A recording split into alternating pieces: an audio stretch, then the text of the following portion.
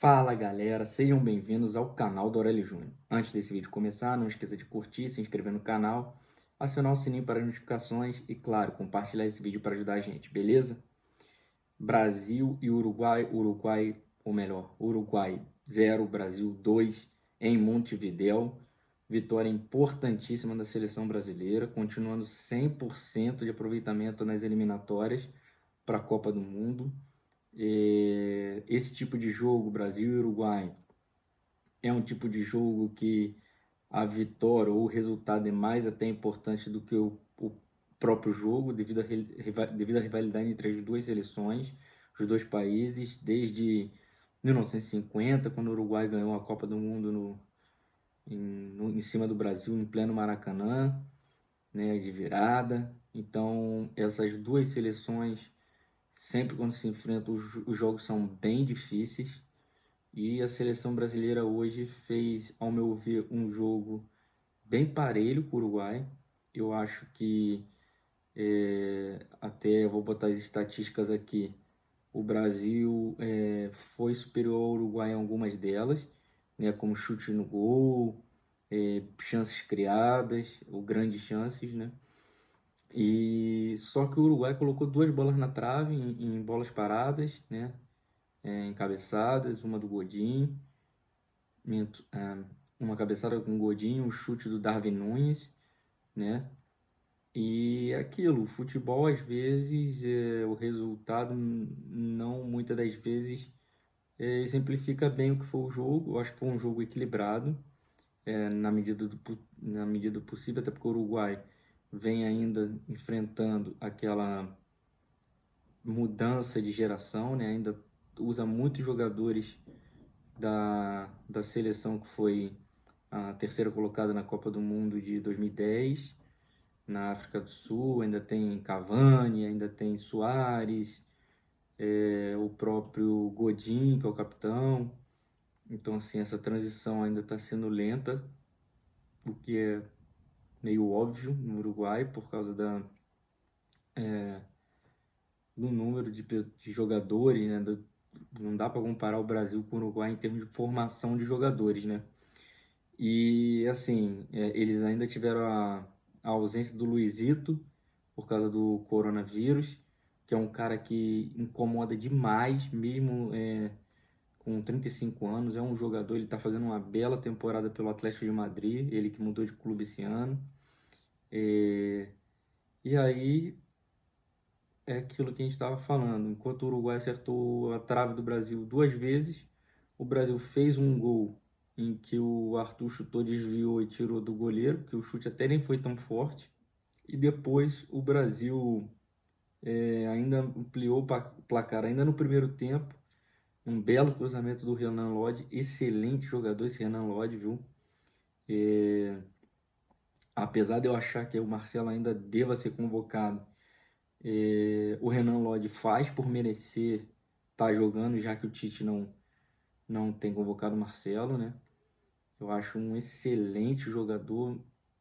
Para mim, tem sido o destaque da seleção nessas eliminatórias. É um cara que apoia bastante, tá sempre na área, tá sempre dando opção para os meias e para os atacantes do Brasil, para fazer jogadas pela lateral esquerda. E hoje ele botou a bola na cabeça do Pombo, do Richarlison, e aí o Pombo conseguiu marcar seu gol, né? Tirar aquela um pouco da pressão que todo centroavante da seleção tem.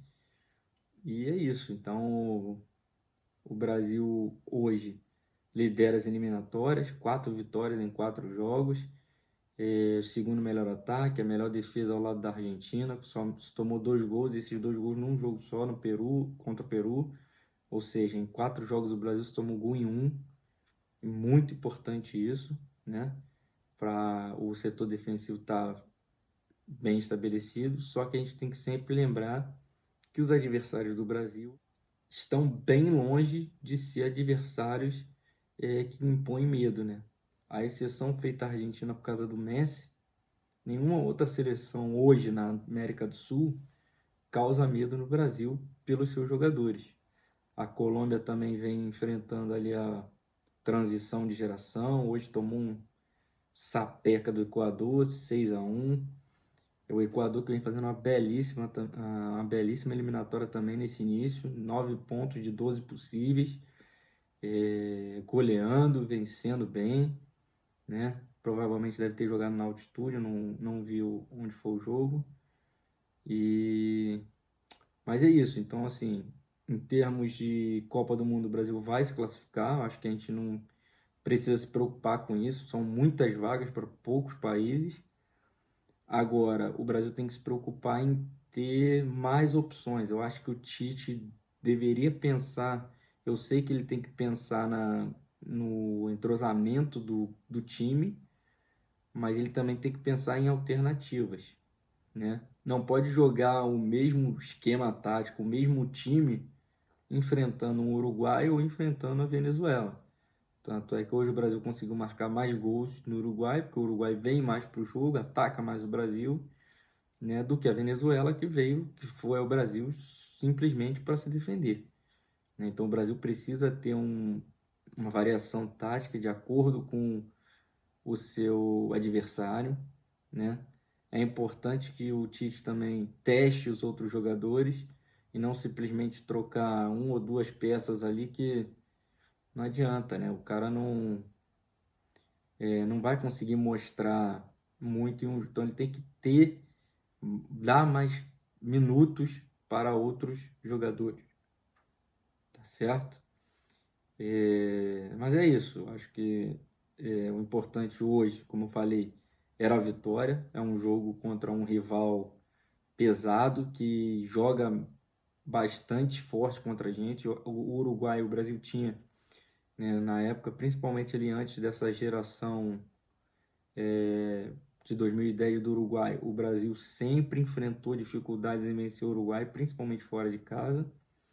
E o Brasil tem tido bons resultados contra o Uruguai agora, né? E o Tite vem aí mostrando que a seleção, pelo menos em termos de competitividade, está muito forte. Não vou falar do futebol, porque é aquilo que a gente já comentou. Não vou falar aqui do futebol praticado pela seleção, porque a gente já vem comentando, principalmente no jogo da Venezuela, que não foi tão bom, né? É um tipo de jogo que, ao meu ver, não privilegia o talento do jogador brasileiro. Esse jogo que os jogadores têm que guardar a posição. Não dá para dizer que é o jogo posicional, porque o jogo posicional, em teoria, os jogadores podem se movimentar, não proíbe eles de movimentar. O jogo posicional é o seguinte: o cara pode sair da posição dele desde que alguém ocupe aquele lugar. Então, se o ponta vira um atacante na hora em que a bola está no lado oposto ao que ele está atacando, alguém tem que estar cobrindo lateral, algum meia, alguém tem que estar fazendo a função dele lá aberto na ponta. Essa é a ideia do jogo posicional. Mas o que eu tenho visto muita gente fazendo, né, os treinadores, é que os caras têm que guardar a posição. E se guardar a posição, isso não vai fazer um time realizar bons jogos ou boas jogadas, porque o jogador está limitado a trabalhar naquela área do campo. E o futebol ele precisa de criatividade. Não pode ser um jogo, como dizem, jogo de totó em que o boneco não se mexe, certo? Então, esse, ao meu ver, é o grande erro do Tite no esquema tático, usar o jogo posicional como se os jogadores não pudessem sair daquelas posições que ocupam, né? E, e não privilegiar o talento, né? O jogador brasileiro ele tem que poder ter o drible, a oportunidade de ir para cima, de jogar um futebol mais.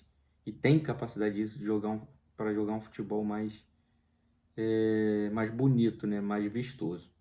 Tá certo, galera? Então é isso. Próximo jogo agora das eliminatórias só em março do ano que vem. Graças a Deus, não vai prejudicar mais os clubes no Campeonato Brasileiro desse ano, né? Que acaba em fevereiro. E é isso, pessoal. Espero que vocês tenham gostado. O que vocês acharam do jogo da seleção? Deixe aí seus comentários, né? E claro, antes de sair, não esqueça de curtir, se inscrever no canal, acionar o sininho para as notificações e compartilhar esse vídeo para ajudar a gente, beleza? Tamo junto, valeu, abraço!